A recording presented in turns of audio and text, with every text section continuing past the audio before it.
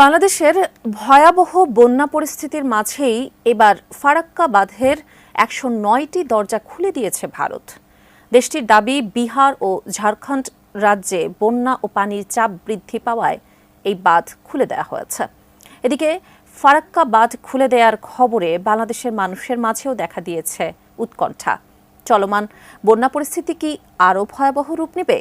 কি বলছে কর্তৃপক্ষ, জানাচ্ছেন সহকর্মী শাহাদাত রিফাত।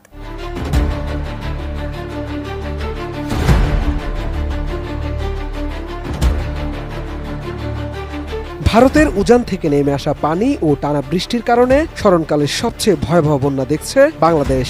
ঘর ছাড়া হয়েছে 12টি জেলার কয়েক লাখ মানুষ। এর মধ্যে আরও একটি দুঃসংবাদ পেল বাংলাদেশ। এবার ফারাক্কা বাঁধের ১০৯টি দরজা খুলে দিয়েছে ভারত। সোমবার বিকেলে এই বাঁধ খোলা হয়েছে বলে খবর পাওয়া গেছে।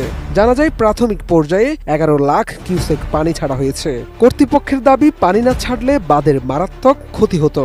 এ কারণে বাধ্য হয়েই বাঁধের মুখ খুলে দিয়েছে তারা। এদিকে ফারাক্কা বাঁধ খুলে দেওয়ার খবরে বাংলাদেশের মানুষের মাঝেও আতঙ্ক দেখা দিয়েছে। ভারতের এত বিশাল বাঁধ খুলে দেওয়ার পর দেশের চলমান বন্যা পরিস্থিতি কি আরও ভয়াবহ রূপ নিবে?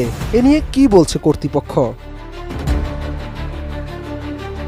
জানা যায়, ফারাক্কা বাঁধের ১০৯টি দরজা খুলে দেওয়ার ফলে একদিনে বাংলাদেশে ১১ লাখ কিউসেক পানি প্রবেশ করবে, যার কারণে ভারতের পশ্চিমবঙ্গ প্রদেশের মুর্শিদাবাদ সহ বাংলাদেশের বিস্তীর্ণ অঞ্চলে বন্যা দেখা দিতে পারে।